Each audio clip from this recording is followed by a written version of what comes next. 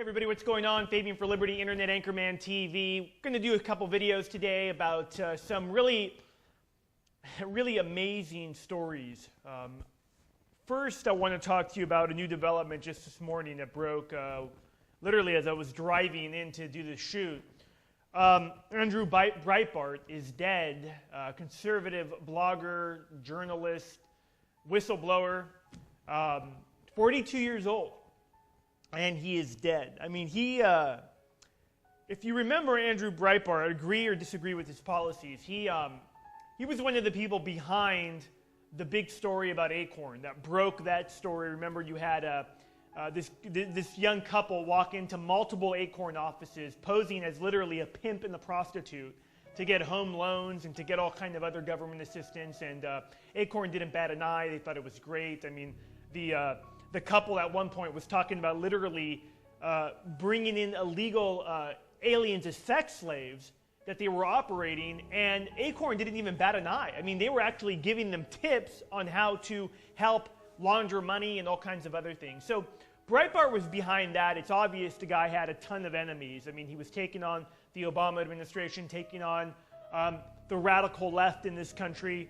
Now, I don't necessarily agree with all his policies either. But I do find it troubling that he is dead, and I think that his family and I think that his colleagues should absolutely demand an autopsy. Here's a man who wasn't known to have any medical problems whatsoever, looked very healthy. In fact, at his CPAC speech that he gave just weeks ago, he riled up the crowd. It was actually a really good talk. But I find part of the speech actually pretty troubling. And troubling in the sense of that now he's dead. And before I get to that, I just want to say, look, we're living in a world where things are not only rapidly changing. Just look at the last week. President Obama using the Espionage Act that was enacted in 1970 under another radical progressive, Woodrow Wilson, to basically silence any opposition. In this instance, he's used it 6 times since he's been in office, just 3 years. Prior to him, it was only used 3 times since its creation. Obama's used it 6 times. 6. I mean, people that have been so-called whistleblowers that have come out and simply, one guy came out simply and said, look, I think we're wasting too much money using this old software system. We should use this new software system. It'll save money. That guy's being threatened with 35 years of jail and is being put on trial. Another guy was a South Korean, he's American, was born in South Korea, but came here when he was really young. And he's a ballistic missiles expert. Evidently, he gave some information to Fox News, and now he is being threatened with 35 years of jail time. It's pretty hardcore to see an administration on so many levels. And again, it's not about Obama, it's about the people that have put him in office and the greater network that's behind him. But to see this administration literally pass the NDAA, National Defense Authorization Act, where they could scoop you up, throw you in jail, to see the privacy rights of Google, who is in bed with this administration and the government, completely being able to track you, track your credit card payments, track everything. And now journalists being threatened that if you come out or if you basically say anything that's against this administration, you're thrown in jail. I mean, to believe that we are endowed with our Creator with certain inalienable rights, among those life, liberty, and the pursuit of happiness, can we really say that we have liberty anymore in this country?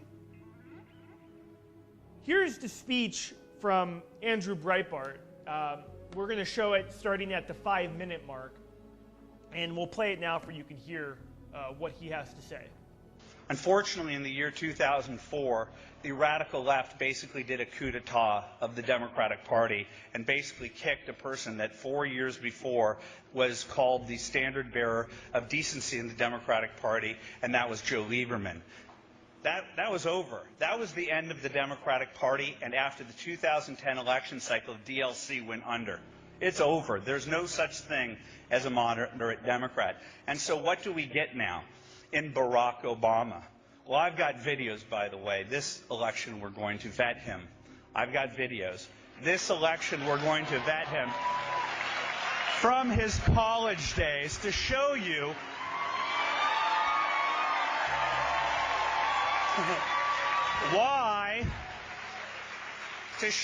why racial division and class warfare are central to what Hope and Change was sold in 2008.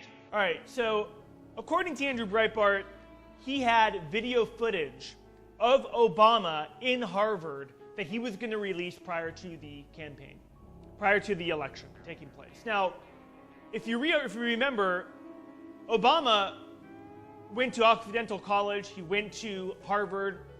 No one has ever seen any transcripts. They've never seen anything about his time in college. I mean, every past president before him, at some point or another, has released transcripts, has released papers they wrote. In fact, the left in this country has demanded that those documents be released, and it was George Bush or whoever the other presidents were. But nothing about Obama, not one thing. In fact, I had an interview that I did with the Libertarian candidate back in 2007, Wayne Allen Root. He was the vice president candidate at the time. The Georgia congressman was running for president. He told me he went to Harvard at the same time Obama went to Harvard. In fact, he studied law like Obama. Would have graduated in the same class, never once remembered seeing Obama there ever. But Breitbart came out and said he had footage of Obama, in essence, being a radical and saying radical things about race and other things, like they are using now. Obama recently comes out with African Americans for Obama. Imagine if Ron Paul came out with white people for Ron Paul. What the media, I mean, it would be total insanity. He would be completely labeled a racist, you know, everything else. I'll tell you, one of my trends was Civil War-like tensions in going into this election. Breitbart is dead. I think an autopsy should be demanded. We know he had video footage of Obama in college. No one has ever seen this. No one has any idea what was going on during that time period of Obama in college. I don't know where those videos are now. I don't know if they will be released. And if they're not released, I think that's a pretty compelling argument to find out, well, was this guy taken out? Was he killed? You know, again, a couple years ago, I would have said, oh, you know, he died of natural causes. They'll do an autopsy that was released. But we live in such an insane world. When I look back and I study history and I know that government's the #1 killer, period, in the history of the world. In the 20th century, they murdered over 100 million people. Government did this. To say that government, our government, who had killed 1 million innocent Iraqis over a war that wasn't even justified, would they take out one guy who might have explosive video evidence against a guy who's trying to paint himself as being, you know, a center-left kind of candidate that's trying to be a moderate and has video exposing him as being a full-blown radical that on record is trying to use race to pass a radical agenda? I mean, would they kill somebody over that? Absolutely they would. And you know what? I have no problem saying that, because that's how crazy and insane the world is that we live in today. You know, it is, I'll tell you, I know just personally of people that have been, literally had their lives threatened, that have been conservative talk show people, that have been radio people, that have had not only death threats, but literally have had to deal with the IRS doing audits of them on a yearly basis for no reason.